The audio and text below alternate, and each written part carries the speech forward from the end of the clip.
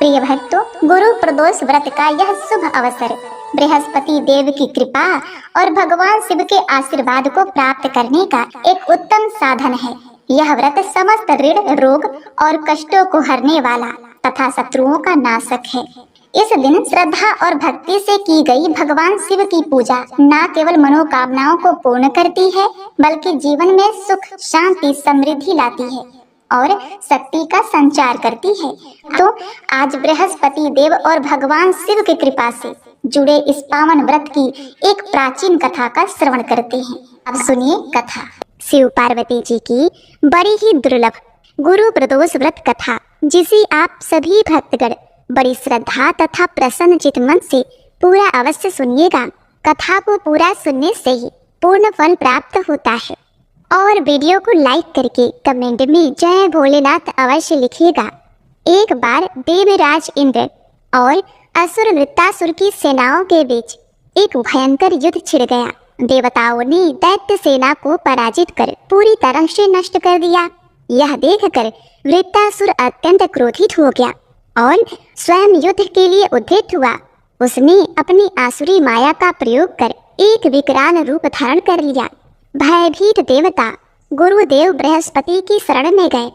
बृहस्पति महाराज बोले, पहले मैं तुम्हें वृत्तासुर का वास्तविक परिचय देता हूँ। वृत्तासुर एक बड़ा तपस्वी और कर्मनिष्ठ व्यक्ति है। उसने गंधमादन पर्वत पर देवों के देव महादेव की घोर तपस्या कर उन्हें प्रसन्न किया। अपने पूर्व जन्म में वह राक्षस चित्ररथ नामक राजा हुआ करता था। एक बार वह अपने विमान में बैठकर कैलाश पर्वत के ऊपर पहुंच गया। वहां शिव जी के वामांग में माता पार्वती को विराजमान देख उसने उपहास पूर्वक कहा, हे प्रभु, मोह माया में फंसे होने के कारण हम स्त्रियों के वशीभूत रहते हैं, पर देवलोक में ऐसा नहीं होता कि स्त्री आलिंगनबद्ध हो सभा में बैठे। चित्ररथ के यह वचन सुनकर सर्वव्यापी शिव शंकर हंसकर बोले, अरे मूर्ख, मेरा अपना अनंत दृष्टिकोण है। मैंने समुद्र मंथन से निकले हुए विष को अपने कंठ में धारण किया है और तुम मेरा उपहास करते हो। वहीं भगवान भोलेनाथ के पास बैठी माता पार्वती क्रोधित होकर चित्ररथ से बोली, अरे दुष्ट, तूने सर्वव्यापी महेश्वर और मेरा भी उपहास उड़ाया है। एतएव मैं तुम्हें वह शिक्षा दूंगी कि फिर तू किसी ऐसे संतों का उपहास करने का दुस्साहस नहीं करेगा। मैं तुझे शाप देती हूँ कि तू दैत्य स्वरूप धारण कर विमान से नीचे गिर जाए। माता पार्वती के अभिशाप से चित्ररथ राक्षस योनि में जन्मा और तष्टवा ऋषि के श्रेष्ठ तप से उत्पन्न हो वृत्तासुर बना। गुरुदेव बृहस्पति आगे बोले, हे देवराज, वृत्तासुर बाल्यकाल से ही शिव भक्त रहा है। अतः हे इंद्र, तुम बृहस्पति गुरु प्रदोष का व्रत करो और शंकर भगवान को प्रसन्न करो। अब देखिए, देवराज इंद्र ने गुरु बृहस्पति के कहे कथन का पालन किया और फिर उनसे आशीर्वाद लेकर गुरु प्रदोष व्रत का पालन विधिवत किया।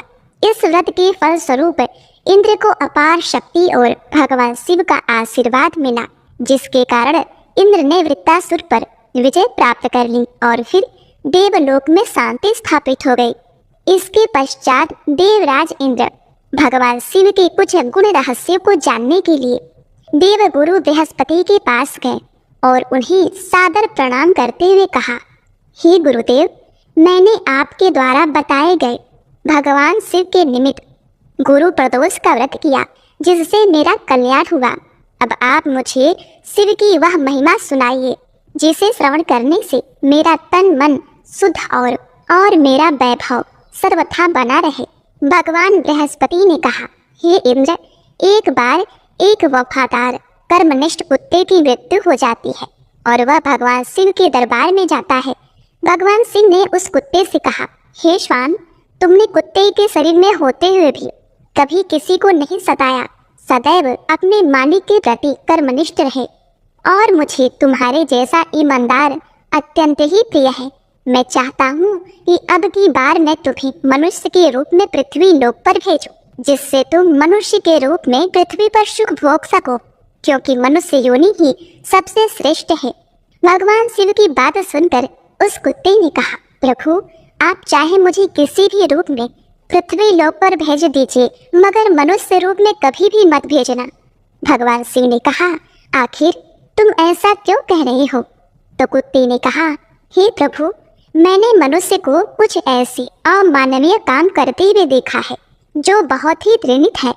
भगवान शिव ने कहा, यदि यह सत्य है तो हम जानना चाहते हैं कि तुमने मनुष्य को कौन से कार्य करते हुए देखा जो बहुत ही घृणित है, जिसकी वजह से तुम्ही मनुष्य योनि से दृढ़ा हो गई है। फिर उस कुत्ते ने कहा, हे प्रभु, यदि आप जानना ही चाहते हैं तो सुनिए। एक समय की बात है, एक पंडित जी काशी में विद्या अध्ययन के लिए गए। उन्होंने 12 वर्ष तक अपनी शिक्षा पूर्ण की। जब उन्होंने सब कुछ पढ़ लिया तो पढ़ने के बाद वह वापस अपने घर जाने लगे। घर जाते समय उन्होंने अंतिम बार अपने गुरु से भेंट की और गुरु से कहा कि हे गुरुदेव, आप मुझसे कोई भी एक प्रश्न पूछ लीजिए, मैं उसका उत्तर तुरंत दे दूंगा। यह सुनकर गुरु को लगा कि इसे अपने ज्ञान पर बड़ा ही अभिमान हो गया है। गुरु ने कहा, ठीक है पुत्र, जब सब कुछ तुम्हें याद है, तुम्हें हर विद्या का ज्ञान है, तो मेरे एक छोटे से प्रश्न का उत्तर दे दो। पंडित जी ने कहा, ठीक है गुरुजी, पूछिए। तो गुरुदेव ने पूछा, मुझे सिर्फ इतना बताओ कि पाप का बाप कौन है? फिर पंडित जी ने सोचा कि पाप का बाप यह मैंने कभी नहीं पढ़ा। जो किताबें मैंने पढ़ी थी उसमें तो मैंने कहीं नहीं देखा। फिर पंडित जी रात भर किताबें पढ़ते रहे, परंतु पाप के बाप का नाम उन्हें नहीं मिला। पंडित जी के गुरुजी कहने लगे कि जब तुम्हें पाप के बाप का नाम मालूम नहीं तो तुमने क्या खाक पढ़ाई की है? अपने गुरुजी की बात सुनकर पंडित जी ने कहा, आखिर मैं ब्राह्मण का पुत्र हूँ, आप चिंता न करें, मैं पाप के बाप का नाम ढूंढकर ही वापस आऊंगा, चाहे मुझे 12 वर्ष और भी क्यों न बीत जाए। अपने गुरु से ऐसा कहकर वह पंडित जी पुनः किसी अन्य गुरुकुल के लिए रवाना हो गए। फिर कुत्ते ने कहा, हे प्रभु, जब पंडित जी अपने आश्रम से रवाना हुए तो उन्हें बहुत तेज प्यास लग गई। उन्हें पास में ही एक घर दिखाई देता है, तो पंडित जी उस घर में जाते हैं और वहां जाकर के कहते हैं, मुझे बहुत जोर से प्यास लगी है, अगर कोई हो तो मुझे पानी पिलाए। तो उस घर से एक स्त्री निकली और पंडित जी को पानी पिलाती है। पंडित जी पानी पीने लगते हैं और पानी पीने के बाद उस स्त्री से पूछते हैं कि यह घर किसका है। वह स्त्री कहती है, पंडित जी, आपको यह बात तो पानी पीने से पहले ही पूछनी चाहिए थी। यह घर किसका है? आपने पानी तो पी लिया और अब आप पूछ रहे हैं कि यह घर किसका है। तो सुन लो पंडित जी, यह घर एक वेश्या का है और मैं एक वेश्या हूँ। पंडित जी ने जैसे ही वेश्या का नाम सुना तो उन्होंने एकदम से अपने कान पकड़ लिए और कहने लगे, शांतमम पापम, मेरे द्वारा पाप हो गया, मैंने एक वेश्या के घर का पानी पी लिया है। अरे पाप का बाप तो मिला नहीं और पाप हो गया। वेश्या कहने लगी, पंडित जी आप आगे कहाँ जा रहे हैं? फिर पंडित जी ने वेश्या को सारी बात बताई और कहा कि मैं पाप के बाप का नाम ढूंढने जा रहा हूँ, जो मुझे यही काशी में मिलेगा। पंडित जी की बात सुनकर वेश्या ने सोचा कि 12 वर्ष जो काशी में पढ़कर आए हैं तो भी इन्हें मालूम नहीं कि पाप के बाप का नाम क्या है और पुनः काशी में पढ़ने जा रही हैं।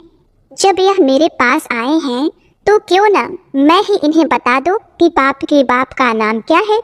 ऐसा सोचकर वेश्या पंडित जी से कहने लगी, पंडित जी तुम्हें पाप के बाप का नाम मालूम करना है तो तुम्हें काशी जाने की कोई जरूरत नहीं है, पाप के बाप का नाम तो मैं भी बता सकती हूँ। तब पंडित जी कहने लगे, यदि तुम मुझे यह नाम बता दो तो फिर मुझे इतनी दूर क्यों जाना पड़ेगा। वेश्या कहने लगी, ठीक है पंडित जी, मैं आपको पाप के बाप का नाम बता दूंगी, मगर आप बहुत थक चुके हैं, आप इतनी दूर चलकर आए हैं, इसलिए आप थोड़ी देर विश्राम कर लीजिए, तब तक मैं आपके लिए भोजन बना देती हूँ। फिर भोजन करने के बाद मैं आपको बता दूंगी कि पाप के बाप का नाम क्या है। फिर कुत्ता भगवान शिव से कहता है, हे प्रभु, जब वेश्या ने कहा कि पंडित जी पहले आप भोजन कर लीजिए, उसके बाद मैं आपको पाप के बाप का नाम बताऊंगी।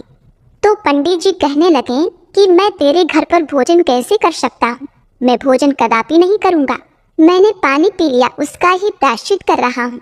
पंडित जी की बात सुनकर वेश्या कहने लगी, कोई बात नहीं, मैं आपको दाल आटा घी शक्कर दे देती, आप स्वयं बनाकर भोजन कर लीजिए। पंडित जी कहने लग गए कि तुम एक वेश्या हो, मुझे तुम्हारे घर का कोई सीधा नहीं लेना। पंडित जी की बात सुनकर वेश्या कहने लगी, अगर पंडित जी अगर आप मेरे हाथों से सीधा ले लेंगे तो मैं आपको 10 सोने की मोहरें दूंगी। फिर पंडित जी सोचने लगी कि पाप के बाप का नाम तो पता नहीं कहाँ मिलेगा, यह मोहरें भी हाथ से चली जाएंगी। यदि यह मुझे सीधा दे रही है तो कोई बात नहीं, यहाँ पर कौन देख रहा है, मैं इसे सीधा ले लेता हूँ और अपने हाथों से भोजन बनाकर खा लूँगा। आगे कुत्ता भगवान शिव से कहता है, हे प्रभु, पंडित जी को इतनी देर तो सीधा लेने में तकलीफ हो रही थी, मगर 10 सोने की मोहरे के लोभ में आकर पंडित जी की सारी तकलीफ खत्म हो गई और उन्होंने वेश्या के हाथ से सीधा ले लिया। पंडित जी आटा घी शक्कर लेने के बाद वह अपने हाथ से भोजन बनाने लगे। फिर कुत्ता कहता है, हे प्रभु, जिस समय पंडित जी भोजन बना रहे थे तो वेश्या पुनः आती है और पंडित जी से कहती है, पंडित जी आपने मेरे घर का पानी पिया है, मेरे हाथों से सीधा भी लिया है, तो अब क्या मैं आपके लिए भोजन नहीं बना सकती हूँ। पंडित जी कहने लगे, तू एक वेश्या है, ज्यादा मत बोल, तेरे घर का सीधा सामान लिया है वही बहुत है, तेरे हाथ का बना भोजन मैं कभी नहीं कर सकता। फिर वेश्या कहने लगी, पंडित जी चिंता मत करो, यदि तुम मेरे हाथ का बना भोजन खा लोगे तो मैं तुम्हें उसके बदले 10 सोने की मोहरें और दूंगी। पंडित जी सोचने लगे, यदि मुझे खाना बनाने के बदले में 10 सोने की मोहरें और मिल जाएंगी तो मेरे पास 20 सोने की मोहरें हो जाएंगी। पंडित जी ने कहा, कोई बात नहीं, मैं खाना खा लेता हूँ, यहाँ पर मुझे कौन देख रहा है। फिर पंडित जी वेश्या से कहने लगे, मैं तुम्हारे हाथ का खाना खा लूँगा, लेकिन तुम स्नान करने के बाद ही भोजन बनाना। वेश्या कहने लगी, ठीक है पंडित जी, मैं स्नान करने के बाद ही भोजन बनाऊंगी।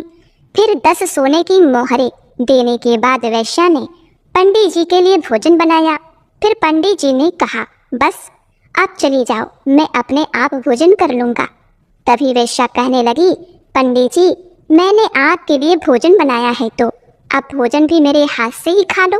पंडित जी कहने लगे, उंगली पकड़ के हाथ मत पकड़, मैं तेरे हाथों से कभी भोजन नहीं कर सकता हूँ, तू एक वेश्या है। तभी वेश्या कहने लगी, पंडित जी यदि आप भोजन मेरे हाथों से खा लेंगे तो मैं आपको 20 सोने की मोहरें और दूंगी। पंडित जी सोचने लगे, अगर यह मुझे 20 सोने की मोहरें और दे देगी तो मेरे पास 40 सोने की मोहरें हो जाएंगी। फिर पंडित जी वेश्या से कहने लगे, ठीक है, यदि तुम अपने हाथों से मुझे भोजन कराना चाहती हो तो अपने हाथों से मुझे भोजन खिला सकती हो। पंडित जी की बात सुनकर वेश्या ने पंडित जी को भोजन की थाली परोसी। सामने पंडित जी, इधर वेश्या और बीच में थाली। वेश्या ने निवाला लिया और अपना हाथ पंडित जी के मुंह की ओर बढ़ाया। वहीं पंडित जी ने भी वेश्या के हाथ से निवाला लेने के लिए अपना मुंह खोला। जैसे ही पंडित जी निवाला लेने लगे थे तभी वेश्या ने पंडित जी के गाल पर एक जोरदार थप्पड़ मारा। फिर पंडित जी आग बबूला हो गए और कहने लगी, तेरी इतनी हिम्मत, तू एक वेश्या होकर पंडित को थप्पड़ मार रही है। तभी वेश्या कहने लगी, पंडित जी मैंने कोई अपराध नहीं किया, अपराध तो आपने किया है। वेश्या ने कहा, आप मेरे घर का सीधा लेते हैं और आप मेरे हाथ से भोजन भी करते हैं।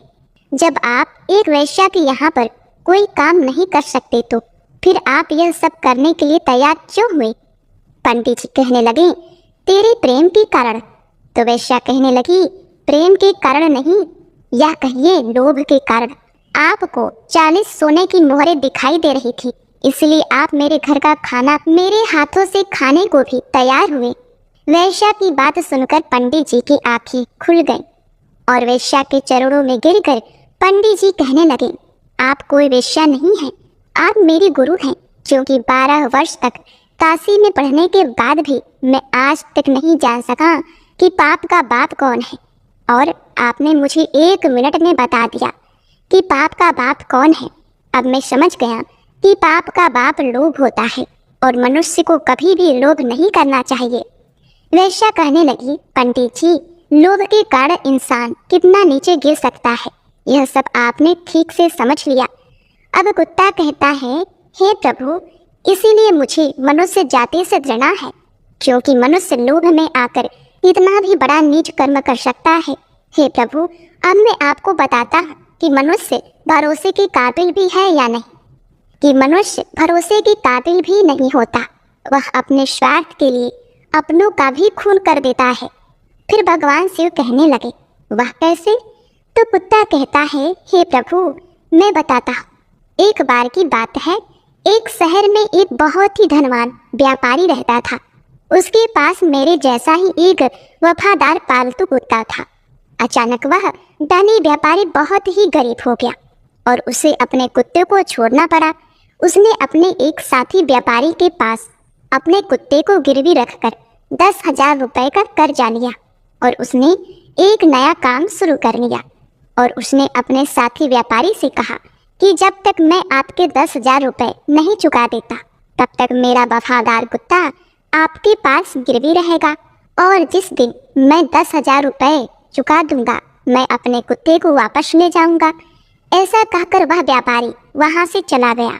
वहीं कुछ समय बाद उसके साथी व्यापारी की दुकान में चोरी हो गई और चोर उसका सारा सामान चुरा कर ले गए।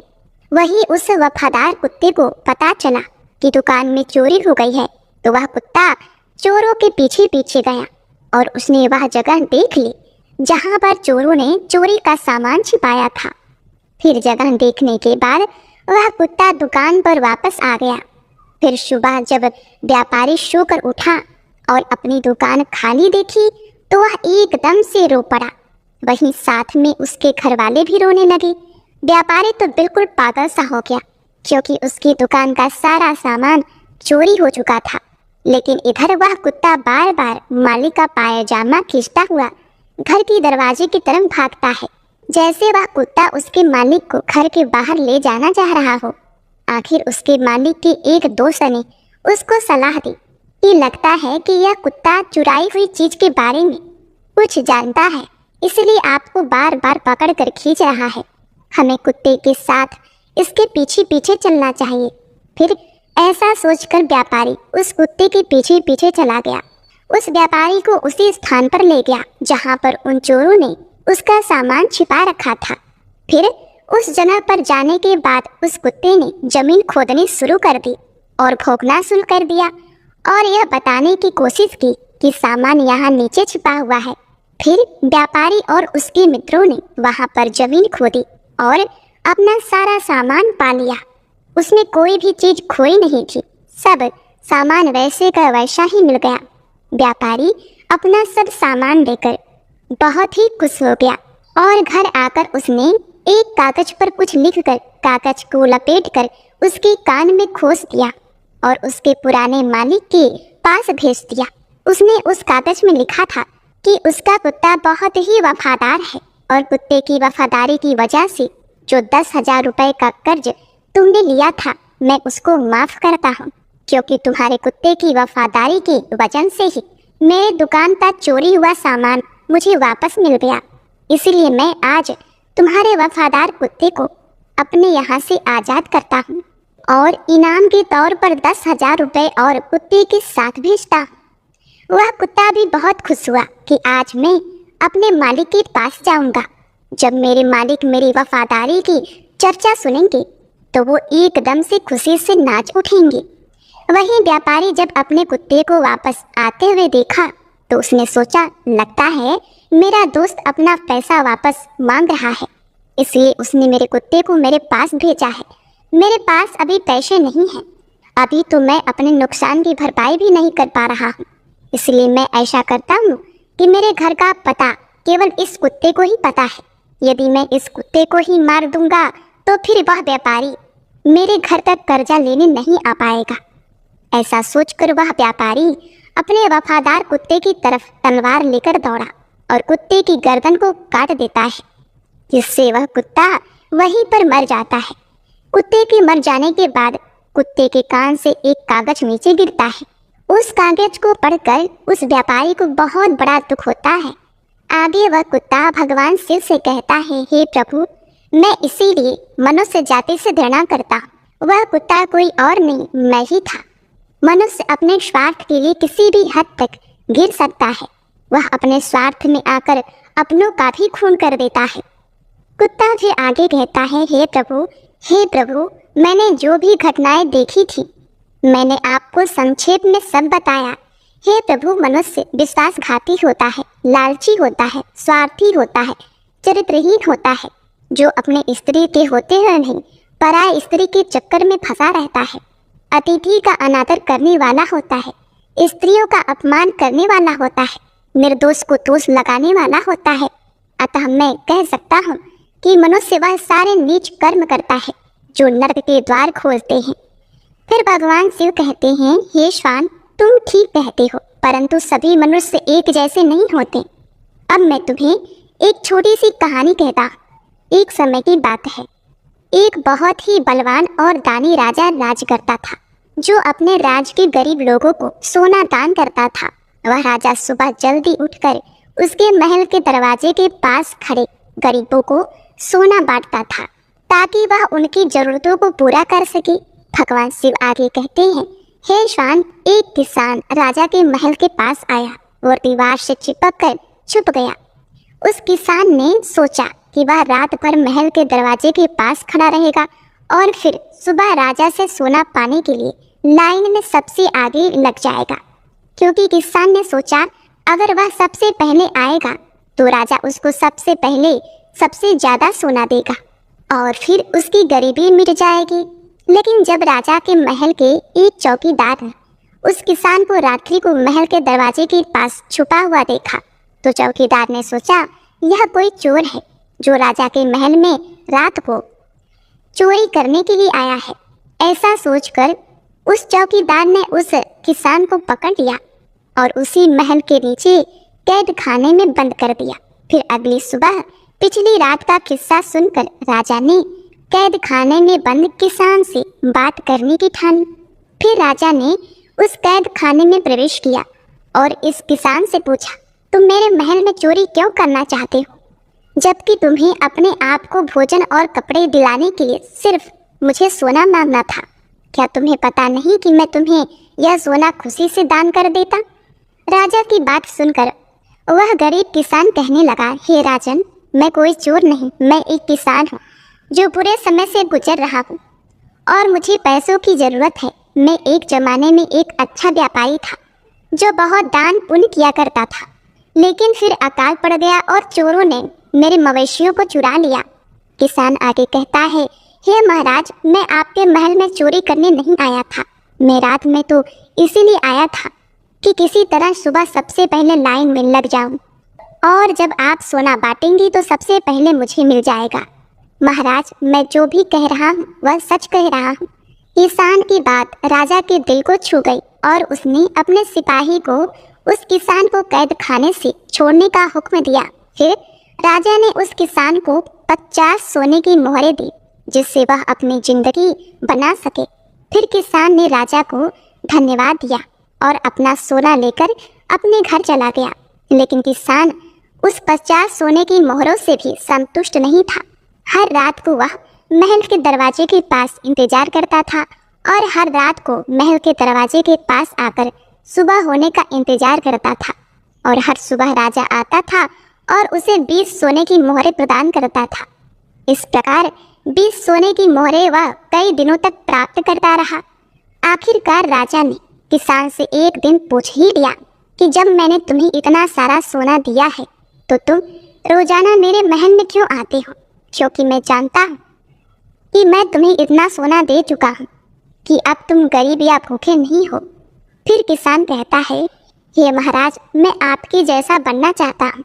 राजा कहने लगा, यदि तुम मेरे जैसा बन जाओगे तो क्या तुम इस राज्य के गरीबों की मदद करोगे। किसान ने कहा, हे राजन, यदि मैं आप जैसा बन जाऊंगा तो मैं इस राज्य की गरीबी को मिटा दूंगा। उस किसान की बातों से प्रभावित होकर राजा ने अपना आधा राज उस किसान को दे दिया और उसे आधा धन भी दे दिया। फिर राजा ने कहा, लेकिन तुम्हें वादा करना होगा कि तुम हमेशा उन लोगों की मदद करोगे जिन्हें तुम्हारी मदद की आवश्यकता होगी। फिर किसान ने राजा की बात मान ली और राजा ने अपना आधा राज और आधा धन उस किसान को दे दिया। भगवान शिव कहते हैं, हे श्वान, इस प्रकार कई साल गुजर गए। वह किसान बहुत धनवान हो गया। उसने राजा के द्वारा प्राप्त धन से बहुत सारा धन एकत्रित कर लिया और फिर उस राजा से भी ज्यादा उस राज्य के गरीबों में वह धन को बांटने लगा। फिर राजा किसान के बारे में यह सुनकर बहुत खुश हुआ कि वह गरीबों की मदद करता है। उसे पता था कि दूसरों को देने में ही दुनिया का सबसे बड़ा सुख है और किसान ने भी यही सबक अच्छी तरह से सीख लिया था कि वह अपनी धन और अपनी खुशियाँ दूसरों के साथ बांटेगा। फिर किसान और राजा ने दोनों ने मिलकर अपने राज्य से पूरी तरह गरीबी का अंत कर दिया और प्रजा सुखपूर्वक जीवन जीने लगी। फिर भगवान शिव कहते हैं, हे श्वान, इस कहानी से साफ हो जाता है कि संसार में सारे मनुष्य एक जैसे नहीं होते। जो जैसा कर्म करता है उसे वैसा ही फल प्राप्त होता है। फिर कुत्ता बोला, ठीक है प्रभु, आप मुझे जो भी रूप देंगे वह मुझे स्वीकार होगा। फिर भगवान शिव ने उसे कुत्ते को मनुष्य रूप में पृथ्वी पर भेजा और उसने धर्म के मार्ग पर चलकर मोक्ष की प्राप्ति की। अतः जो भक्तगण भगवान शिव की कृपा प्राप्त करना चाहते हैं उन्हें भगवान शिव के निमित्त नित्य शिवलिंग पर जल चढ़ाना चाहिए और सत्य वचन बोलना चाहिए। जीवों के प्रति कटुता नहीं दिखानी चाहिए, क्योंकि भगवान शिव खुद पशुपतिनाथ हैं। जो जीवों पर दया करता है भगवान भोलेनाथ उसे सुख समृद्धि वैभव और मोक्ष प्रदान करते हैं। तो एक बार प्रेम से बोलिए, पार्वती पते हर हर महादेव। ओम नमः शिवाय। बोलिए उमापति शिव शंकर भगवान की जय। आइए अब श्रवण करते हैं भगवान भोलेनाथ की आरती। कर्पूर गौरम करुणावतारम संसार सारम भुजगेन्द्रहारम सदा वसन्तं हृदयारविन्दे भवं भवानी सहितं नमामि। जय शिव ओंकारा, भज शिव ओंकारा। ब्रह्मा विष्णु सदा शिव, ब्रह्मा विष्णु सदा शिव अर्धांगी धारा। जय शिव ओंकारा। एकानन चतुरानन पंचानन राजे, प्रभु पंचानन राजे। हंसानन गरुड़ासन, हंसानन गरुड़ासन वृषवाहन साजे। जय शिव ओंकारा। दो भुज चार चतुर्भुज दस भुज अति सोहे, प्रभु दस भुज अति सोहे। तीनों रूप निखरते, तीनों रूप निखरते त्रिभुवन जन मोहे। जय शिव ओंकारा। छर माला वन माला गरुड़ माला धारी, प्रभु गरुड़ माला धारी। त्रिपुरारी कंसारी, त्रिपुरारी कंसारी कर माला धारी। जय शिव ओंकारा। श्वेतांबर पीतांबर बाघंबर अंगे, प्रभु बाघंबर अंगे। सनकादि गरुड़ादिक, सनकादिक गरुड़ादिक भूतादिक संगे। कर मध्ये कुशमंडलु चक्र त्रिशूलधारी, प्रभु चक्र त्रिशूलधारी।